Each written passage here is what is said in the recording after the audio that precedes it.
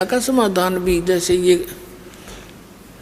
पीछे से ये कर रहे थे कोशिश भाई एक वो बढ़ाने की भाई कंट्रोल करा जावे, ये जो भ्रष्टाचार बढ़ गया इसको, तो भ्रष्टाचार का नाश तो अब होगा। जैसे दास ये समाज तैयार कर रहा है, इन्हें जहर दिखाई देगा किसी की एक छोटी सी वस्तु भी।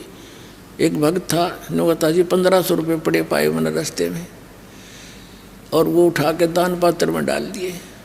नहीं तो कौन डाल है, लोग तो तड़के बैठ जाए अपनी दुकाना में और ऑफिस में, कौन आवर उसने दुखी सुखी करके पैसे ले, नरा कोड खावे।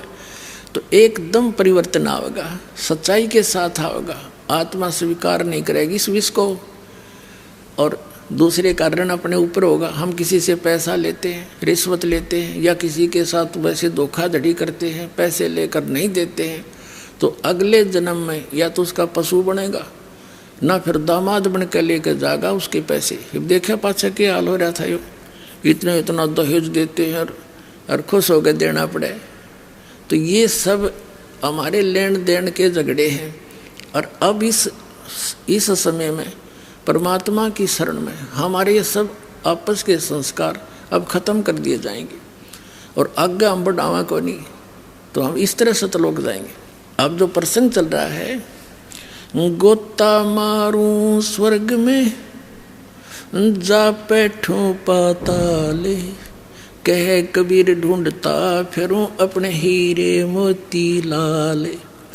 अब परमात्मा के हीरे मोती लाल, अब जैसे पुस्तक पहले तो स्वयं मालिक आते थे, अब ये पुस्तक क्या है, ये भी परमात्मा आए थे, वो भी अपना ज्ञान नहीं देना आए थे। भगवान ऐसा है, उसकी विधि ये है, और वो वहाँ रहता है अपना ही डबल रोल करके, और वो वहाँ जाए बिना तुमने वो सुख मिल नहीं सकता।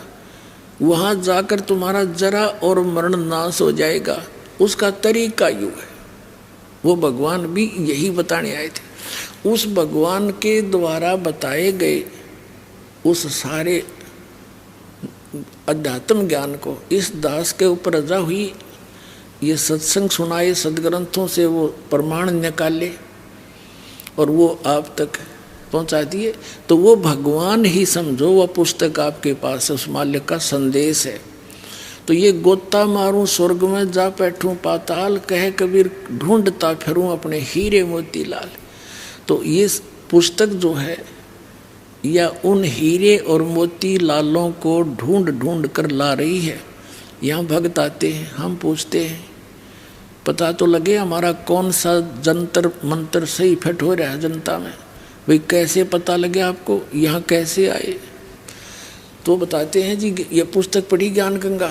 ओहो, हम पूछते हैं भाई कैसा ज्ञान लेके? ओहो, ज्ञान क्या बस कमाल है।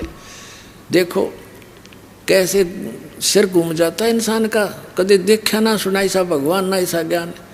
और आज तक हम उस परमात्मा की चाह में अड़ंगा इकट्ठा कर रहे थे, सारी बकवाद सुना करते थे, लोक वेद सुना करते थे, अंतःकरण खराब हो गया हमारा। तो ये वो भगवान ही है जो अपने बच्चों को ढूंढ कर लाते हैं। उस परमात्मा की आत्मा है इसमें। जैसे नानक साहिब जी ने जब एक प्राण संगली नामक ग्रंथ बनाया था, और उसके अंदर पूरा डिटेल दी थी, मुझे कौन मिला पूरा लिखा था उसके अंदर, और श्वासों के सिमरण का मंत्र लिखा था।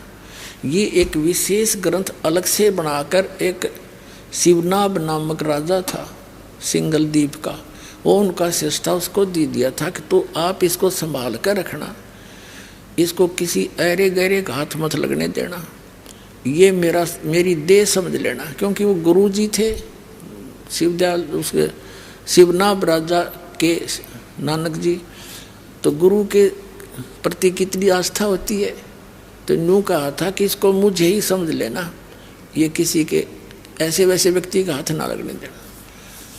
तो फिर बाद में कुछ भी हमारा दुर्भाग्य रहा, वो पूरा ग्रंथ हमें प्राप्त नहीं हो पाया। फिर भी दाता ने कहीं ना कहीं से घुमा फिरा कर गरीबदास साहिब जी के माध्यम से वो फिर ज्ञान अपना